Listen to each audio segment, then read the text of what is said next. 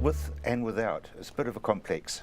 Yeah, so with winter on us, a lot of people get a bit gloomy, so start thinking about the what happens when they reach the end of their life.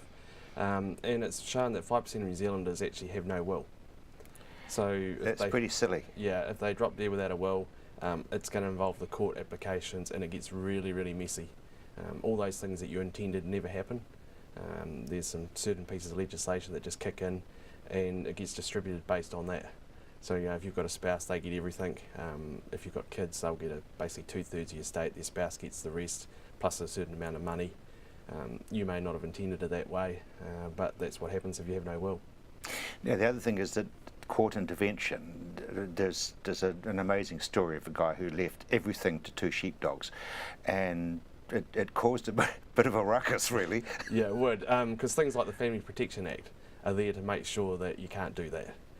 You've got to take into account what your family is and provide for them, and the courts would overrule that sort of thing pretty quick. I've even seen instances where one child's been favoured over the other 2, and the court has said no, that's not on, and distributed it in a different way to what the will actually said. So it's with the farming world, it's a wee bit complicated because a person can be left to run the farm. Yes. In a will, and in a trust, in a company. Yep. Ooh, Kerry. Yeah, and that's why you've got to get your succession plan in place and make the other family members aware of what's going on. If someone's going to take over that farm, then you need to make sure that other family members get other assets. So, it could be that there could be a lump of money that's left to them instead of a part of the farm. Is there still, and I trust the answer is no, is there still an area in some people's minds where a daughter gets married off, so then it's the husband's responsibility?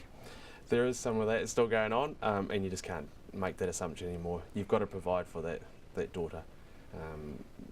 The level of it, obviously you can discuss it with them, and if they know up front, then that's key.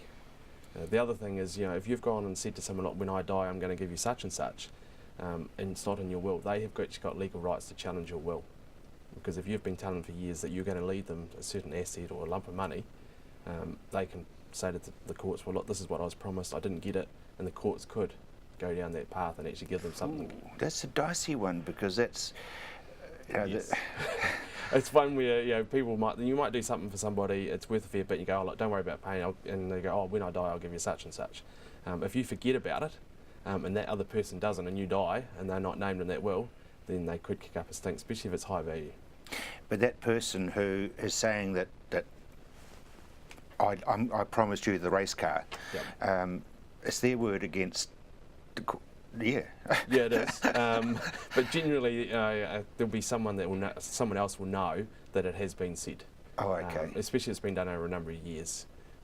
There will be some general knowledge out there. Obviously, the other people involved with the will may not want it to come out, but if for a court where you've got to say exactly what you know. So somebody comes to you as a chartered accountant and starts talking about succession. You've also got companies, so therefore you've got shares and you've got trusts. Yes. How does that all tie in? Because it's 3 different things. Yeah. So if you're a farm, normally the land will be owned in a trust or a company, and the operations should now be done by a company, because of the legal liabilities that are out there. If you're doing it other than a company, then the question needs to be asked why.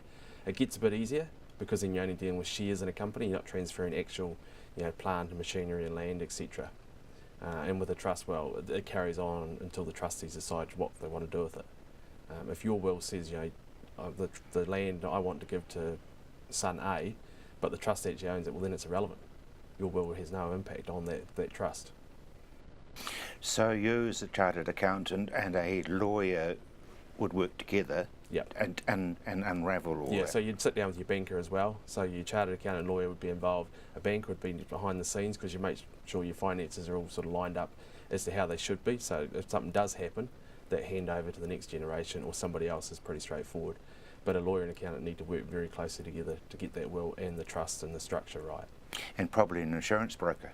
Yes, they come in after the fact once the structure's in place, and you say, right, this is what we've got, how do we protect it, and what do we need to do to make sure it's effective for everybody. What other factors do we need to consider when we're looking at succession? Just, is there actually anyone available? everyone makes the assumption, oh, I've got somebody that's going to take over my farm, but when you sit down with the family, none of them want to do it sometimes. We've got that situation at the moment where we've got a farmer, he's in his 80s, he wants to hand the farm off to a son, but the son's like, I've got no interest in it, I'm not going to make any money out of it. I can go and work it elsewhere, and he said, in fact, put the money in the bank, I can make more. Which is a bit sad, really, Kerry. Yeah, it is. But it's hard for the farmer to actually let go of the fact that no one's going to take over that farm. He thinks in his mind that the son will change his mind right up to the moment he dies, basically, and take over the farm. He's got no intention.